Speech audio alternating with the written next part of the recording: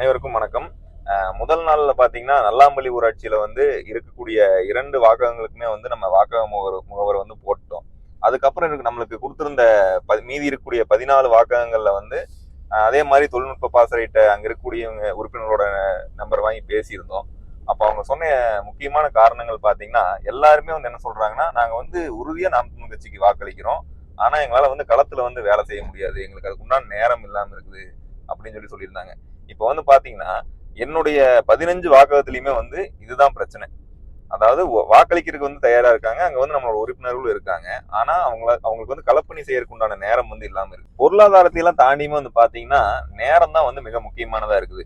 இப்ப இந்த 2 நாள் 3 நாள் களப்பணியில நம்ம கண்டுபிடிச்சது என்னன்னா, இந்த வேலைகள்லாம் செய்யும் போது நம்ம போடுற பதிவை பார்த்து நம்மளுக்கு சில தம்பிகள் வந்து தொடர்பு கொண்டிருந்தாங்க.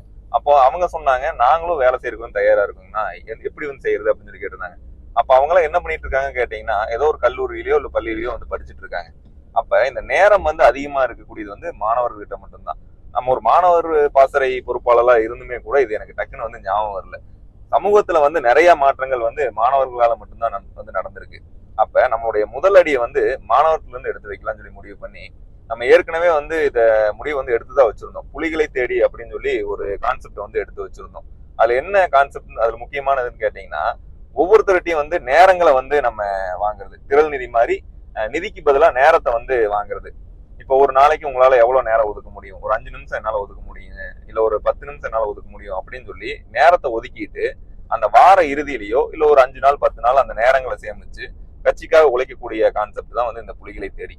அதாவது நம்ம இந்த சமூகத்துல பிறந்துட்டோம், வாழ்ந்துட்டு போயிட்டோம் அப்படின்னு மட்டும் இல்லாம, நம்ம பிறந்த சமூகத்தின் அரசியல் விடுதலைக்காக நம்மளுடைய நேரத்தை வந்து செலவிடுறது தான் வந்து இந்த புலிகளை தேடின்னு சொல்லி ஒரு கான்செப்ட். இப்ப அந்த புலிகளை தேடிக்குண்டான டிசைன்லாம் வந்து நம்ம ஏற்கனவே வந்து முடிச்சு வச்சுட்டோம். இப்ப அதை வந்து நம்ம நோட்டீஸா மாத்தணும் இல்லையா, அதுக்காக தான் போயிட்டு இருக்கோம். முதல் கட்டமா வந்து ஒரு 1000 நோட்டீஸ் வந்து அடிக்கலாம்னு சொல்லி பிளான் பண்ணோம். இந்த 1000 நோட்டீஸுமே பொள்ளாச்சி சுற்றுவட்டாரத்தில் இருக்கக்கூடிய கல்லூரிகள்லயோ பள்ளிகள்லயோ கொண்டு போய் கொடுத்தோம்னா, விருப்பம் இருக்க ஆர்வம் இருக்க மாணவர்கள் வந்து நம்மளை வந்து தொடர்பு கொள்வாங்க. அப்ப அவங்களுக்கு வந்து பயிற்சி கொடுத்து அவங்க மூலயமா களப்பணியை வந்து ஆரம்பிக்கலாம். சீமான் சொன்னது மாதிரி படையை பெருக்கு தடையை நொறுக்குங்கிறது தான் வந்து நம்மளுடைய முதல் வேலையா இருக்கணும். நம்மளுக்கு தமிழ் தேசிய படை வந்து பெருக்குனா மட்டும்தான். ஏன்னா நிறைய சொல்லிருக்கோம், செந்தமிழை காக்க சேனை ஒன்று எப்போதுமே உண்டு.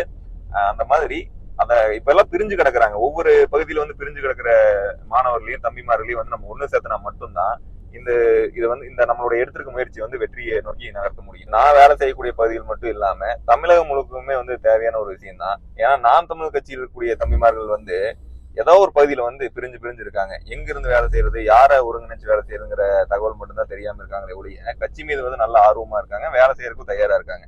அப்ப இந்த முயற்சி வந்து நம்ம தமிழகம் முழுக்கும் கொண்டு போனோம்னா நம்மளுடைய வேலையும் எளிமையாகும், நம்ம இலக்கை நோக்கி வேகமா நகரவும் முடியும். அப்ப என்ன ஒண்ணுனா, இன்னைக்கு நாம் தமிழ் கட்சி தான் வந்து இருக்கிறதுலே ஐடி விங்ல வந்து ரொம்ப ஸ்ட்ராங்கா இருக்கும். நம்ம அது மட்டும் இல்லாம தனக்கு தானே ஊடகங்கிற மாதிரி ஒவ்வொருத்தவங்களும் தனித்தனியா இன்ஸ்டா பேஜ் வச்சிருக்கோம், அதுல ஏகப்பட்ட ஃபாலோவர்ஸ் இருக்காங்க. ஆனா அந்த ஃபாலோவர்ஸா இருக்கக்கூடிய பாத்தீங்கன்னா பல பகுதிகளில இருந்து ஒரு பேஜுக்கு வந்து ஃபாலோவர்ஸா இருப்பாங்க. ஆனா அவங்க வந்து வேற வேற தொகுதிகளா இருப்பாங்க, வேற வேற பகுதியில இருந்து ஃபாலோவர்ஸா இருக்காங்க. அப்ப இந்த முயற்சியை கொண்டு போய் நம்ம அவங்க கிட்ட சேர்க்கும் போது, இப்ப வந்து உதாரணத்துக்கு இது ஒரு சோதனை காலகட்டமா என்னோட தொகுதி உடுமலை சட்டமன்ற தொகுதியில இருந்து இந்த முயற்சியை கொண்டு போய் தமிழகம் முழுக்க சேர்க்கணும். அப்ப ஒவ்வொரு பேஜ்லயும் ஃபாலோ பண்ணிருக்கு இந்த உடுமலை சட்டமன்ற தொகுதியை சார்ந்த மாணவர்களோ இல்ல நபர்களோ வந்து நான் இதுல ஆர்வமா இருக்கேன் அப்படின்னு சொல்லி என்னை தொடர்பு கொண்டாங்கன்னா என்னோட வேலை கொஞ்சம் எளிமையாகும். ஒவ்வொரு வாக்ககமுமே வந்து பலமானதான் வந்து தொகுதி பலமாகும். எனக்கு கொடுக்கப்பட்டிருக்கக்கூடிய 15 வாக்ககத்தையுமே வந்து பலப்படுத்துறதுக்கு உண்டான வேலைகளை வந்து நான் செஞ்சுட்டு இருக்கிறேன். இந்த திராவிட கட்சிகளை தாண்டி கூடிய விரைவில் என்னென்னலாம் முயற்சி எடுத்து அதை பலப்படுத்த முடியுமோ அதை வந்து நான் உறுதியா செய்வேன். இதுல வந்து எனக்கு நம்பிக்கை இருக்கு. தொடர்ந்து பயணிப்போம். சின்ன சின்ன தடைகள் வரத்தானே செய்யும், நான் தோண்டு விடாம இருக்கிறதுக்கு நீங்க எல்லாம் என் கூட இருப்பீங்கன்னு சொல்லி நான் நம்புறேன்.